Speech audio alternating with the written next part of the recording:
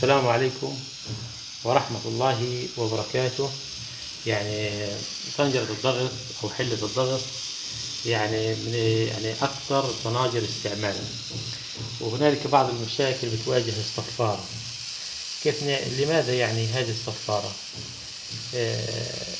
لا تدور؟ من الأسباب اللي بتخليش الطنجرة أو الصفارة لا تدور. السبب بسيط جدا، ممكن احنا نلاقيه، انا هركز لكم على هذا السبب. ملاحظين انتوا هان في نفس في جلد الطنجرة، الهواء بخرج من وين؟ جلد الطنجرة. عندي صفارة بتدورش، لكن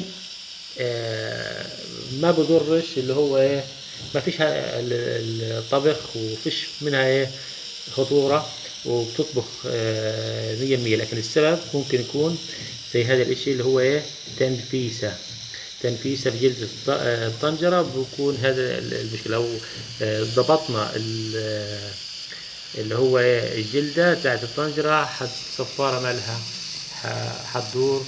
وإلى هنا، والسلام عليكم ورحمة الله وبركاته.